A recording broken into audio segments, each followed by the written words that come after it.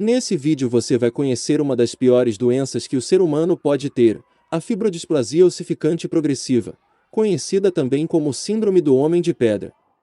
Nós, do canal Doenças e Sintomas, entendemos que tratar uma doença como sendo pior que a outra é uma questão extremamente relativa. Porém, a fibrodisplasia provoca um sofrimento extremamente grande em quem tem a doença, pois prende a pessoa dentro do próprio corpo, de forma literal. Ela é uma doença rara que transforma, de forma progressiva, os músculos em ossos. Conforme seus músculos se rompem com o esforço ou lesão, eles se calcificam e seu corpo desenvolve um novo osso que se funde ao seu sistema esquelético existente. Em vez de os tecidos musculares se desenvolverem, eles viram ossos. Para piorar, ao tentar efetuar a retirada dos ossos indevidos, novos ossos crescem no local, e maiores.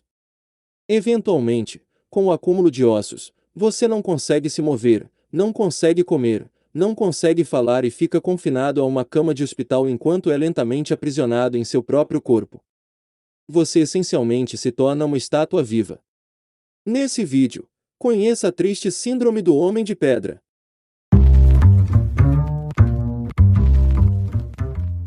Antes de continuarmos, como de costume, vamos pedir a sua ajuda.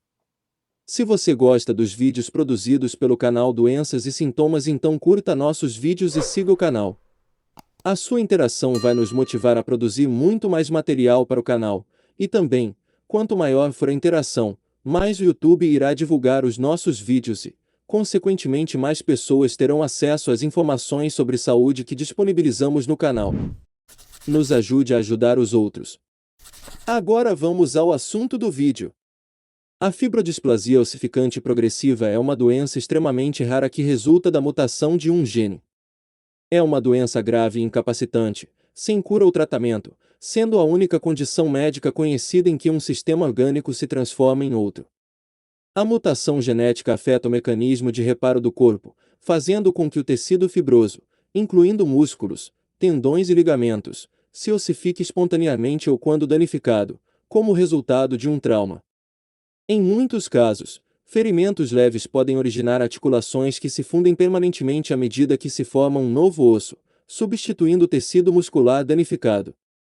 Essa nova formação óssea, conhecida como ossificação heterotópica, acaba formando um esqueleto secundário e restringe progressivamente a capacidade de movimentação do paciente. O osso formado como resultado desse processo é idêntico ao osso normal, só que em locais inadequados. Foi demonstrado que a remoção cirúrgica do crescimento ósseo extra faz com que o corpo conserte a área afetada com um osso adicional.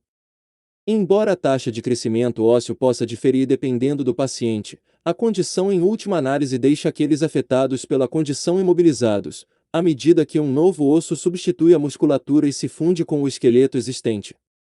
Durante as crises, alguns pacientes tentaram posicionar seus corpos de uma forma que prefeririam permanecer por meses ou anos, para conseguir ter o mínimo de qualidade de vida. Por razões desconhecidas, as crianças nascidas com essa doença geralmente apresentam malformações nos dedões dos pés, às vezes sem uma articulação ou, em outros casos, simplesmente apresentando um nódulo notável na articulação menor. O primeiro surto, que leva à mutação dos músculos, geralmente ocorre antes dos 10 anos de idade. O crescimento ósseo geralmente progride do topo do corpo para baixo, assim como os ossos crescem nos fetos. Uma criança com essa mutação genética normalmente desenvolverá ossos adicionais começando no pescoço, depois nos ombros, braços, região do peito e, finalmente, nos pés. Como o distúrbio é tão raro, a condição pode ser diagnosticada erroneamente como câncer ou fibrose. Isso leva os médicos a solicitarem biópsias que podem agravar o crescimento dos ossos.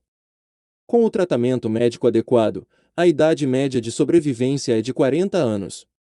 No entanto, o diagnóstico tardio, o trauma e as infecções podem diminuir ainda mais a expectativa de vida. Relatórios médicos relatam indivíduos afetados por essa doença já no século XVII.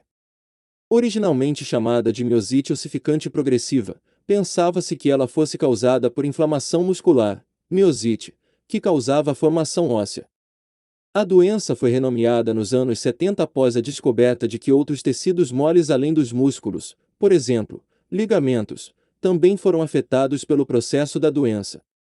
O caso da doença mais conhecido é de Harry Astlak, nascido em 1933 e falecido em 1973. Sua condição começou a se desenvolver aos 10 anos de idade e sua morte ocorreu 6 dias antes dele completar 40 anos de idade. A causa da morte foi pneumonia, já que os pulmões foram afetados em decorrência da fibrodisplasia. Quando ele faleceu, seu corpo estava completamente ossificado, deixando-o capaz de mover apenas os lábios. Ele nunca conheceu outra pessoa com a mesma doença dele durante sua vida. Harry doou seu corpo para a ciência e seu esqueleto está agora no museu no estado da Filadélfia, Estados Unidos, sendo ainda hoje uma grande fonte de estudos sobre a doença. A fibrodisplasia ossificante progressiva é uma doença rara e assustadora que ainda desafia a medicina. Estimativas indicam que possam haver 4.000 pessoas afetadas com a doença em todo o mundo, sendo aproximadamente 900 pacientes conhecidos. Essas foram as informações do vídeo de hoje. Uma doença pouco conhecida, porém, com estragos devastadores para quem a tem. Esperamos que você tenha gostado do conteúdo. Novamente pedimos a sua ajuda.